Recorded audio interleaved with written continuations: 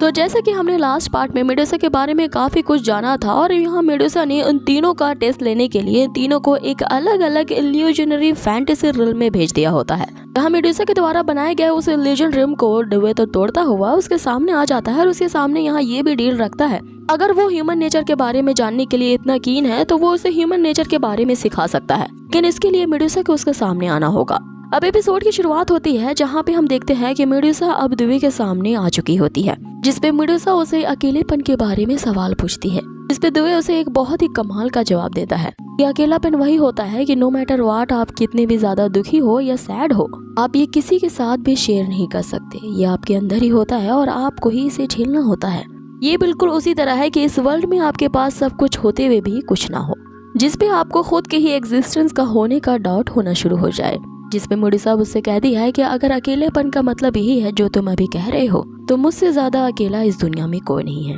और तुमने मुझे ह्यूमन नेचर के बारे में काफी इंटरेस्टिंग साइड को शो किया है, इसलिए आज तुम मेरे सामने यहाँ पे जिंदा खड़े हो। लेकिन तुम्हारा दोस्त तुम्हारे जितना स्ट्रॉन्ग नहीं निकला और अभी की जिस तरह से उसकी करंट सिचुएशन है वो थोड़ी ही देर में वहाँ पे मारा जाएगा। अब आगे हमें उस डोर पे हुसैन की ही फैंटेसी को दिखाया जाता है, जो वहाँ अब भी उस ल्यूक से फाइट कर रहा होता है। ये जो ल्यूक होता है वो होली नाइट का ही एक मेंबर होता है और यहाँ वो हुसैन का काफी अच्छा दोस्त हुआ करता था, लेकिन हुसैन ने जब उस टेम्पल ऑफ लाइट से बगावत की थी तो वहाँ से बचने के लिए वो इसी ल्यूक को मार के ही वहाँ से आगे बढ़ा था। इसीलिए हुसैन के दिल में अब भी अपने फ्रेंड को मारने का गिल्ट होता है। यहाँ पे हुसैन पे ल्यूक भारी पड़ रहा होता है और वो उसे लगातार कह रहा होता है कि तुम मेरे सामने अब आगे रेजिस्ट करना कंटिन्यू नहीं कर सकते, लेकिन यहाँ हुसैन ल्यूक के अटैक्स का जवाब नहीं दे रहा होता है क्योंकि वो ल्यूक को दोबारा नहीं मारना चाहता था। आगे मेडुसा यहाँ दुवे से कह रही होती है कि तुम्हारे फ्रेंड के अंदर अब और भी ज्यादा फाइट करने की ना तो करेज बची है और ना ही स्पिरिट है, और धीरे धीरे इसके दिल से फाइट करने का साहस भी खत्म होता जा रहा है।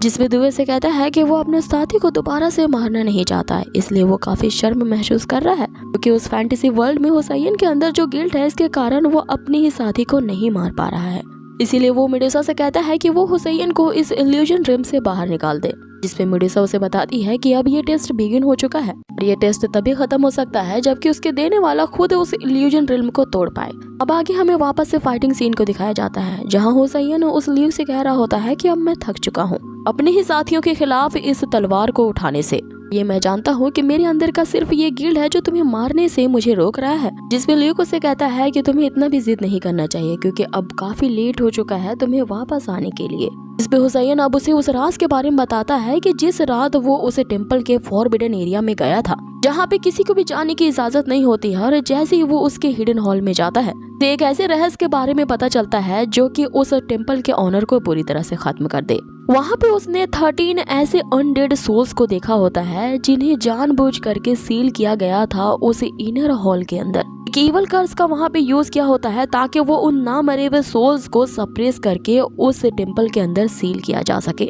और उन 13 अनडेड सोल में से एक सोल उस आर्गन रोलन का भी होता है। अब ये सुनते ही दुवी पूरी तरह से शॉक रह जाता है कि अगर इस सीक्रेट के बारे में बाहर किसी को भी पता चला तो उस टेम्पल का ऑनर पूरी तरह से खत्म हो जाएगा, क्योंकि ये जो आर्गन रोलन था उसे नहीं इस पूरे रोलन एम्पायर को बनाया था। बाकी हमें वापस से इल्यूजन रिल्म को दिखाया जाता है जहाँ ल्यूक ने हुसैन के ऊपर तलवार तान दी होती है, ये कहते हुए वो किसी भी हाल में टेम्पल के ऑनर को इस तरह से खोने नहीं देगा, इसीलिए वो हुसैन को यहाँ पे जिंदा नहीं छोड़ सकता। जिसपे हुसैन अब उसे एक सवाल पूछता है कि आखिर तुम बता कि गॉड क्या है, जिसपे ल्यूक उसे कहता है कि गॉड ही सब कुछ है। जिसपे अब हुसैन उसे चिल्लाते हुए कहता है कि आज मैं तुम्हें सच्चाई के बारे में बताता हूँ कि जिस टेम्पल की तुम लोग पूजा कर रहे हो और जिस गॉड की तुम लोग बात कर रहे हो वो इस वर्ल्ड में हिपोक्रेट के अलावा कुछ नहीं है, और मैं अब एक ऐसे मिशन पे निकला हूँ कि उसी टेम्पल की इस हिपोक्रेसी को खत्म कर सकूं, और इसके लिए मुझे नर्क में भी जाना पड़े तो मैं इसके लिए पछतावा नहीं करूंगा, और अगर मुझे नर्क में जाना ही है तो मैं अपने साथ उन डेड सोल्स को भी ले जाऊंगा इसे गॉड के नाम पर उस ईवल कर्स ने उस टेम्पल ऑफ लाइट में सील करके रखा है। अब आगे हम देखते हैं कि हुसैन पूरी डिटर्मिनेशन के साथ अपने उस चिकन शॉट को समन करता है और यहाँ तेजी से दौड़ते हुए उस ल्यूक पे अटैक करता है। अब उन दोनों की पावर्स आपस में टकराने के कारण वहाँ पे एक बहुत बड़ा ब्लास्ट होता है, लेकिन अब हम फाइनली देखते हैं कि हुसैन की तलवार अब ल्यूक के अंदर जा चुकी होती है। यहाँ पे हम ल्यूक को अंतिम शब्द कहते देखते हैं जो कि हुसैन से कह रहा होता है कि तुम्हें अपना ख्याल रखना होगा मेरे भाई। अब हम यहाँ देखते हैं कि ल्यूक के मरते ही जो मेडुसा का वो इल्यूजन होता है वो टूटता है। हुसैन की आंखें अब उसी गुफा के अंदर खुलती हैं अब यहाँ पे दुबे उसके सामने आता है और उसे टेस्ट पास करने के लिए उसे कांग्रेचुलेट करता है, जिस पे हुसैन अब उससे पूछता है कि क्या तुमने मेरी फैंटेसी को देखा था, जिसके कारण अब तुम्हें मेरे उस रहस्य के बारे में भी पता चल गया होगा। और जिन्हें भी उस रहस्य के बारे में पता चलता है वो उस टेम्पल ऑफ लाइट के दुश्मन बन जाते हैं। अब इधर हम डैनियल को भी उस इल्यूजन से बाहर आता देखते हैं, और यहाँ तो हमें डैनियल के इल्यूजन के बारे में दिखाया नहीं गया था, लेकिन यहाँ उसकी बातों से हमें पता चलता है कि उसने इल्यूजन में उसी गोल्डन पाइथन को देखा था, और उसी गोल्डन पाइथन को हराने के बाद वो उस इल्यूजन से बाहर आता है।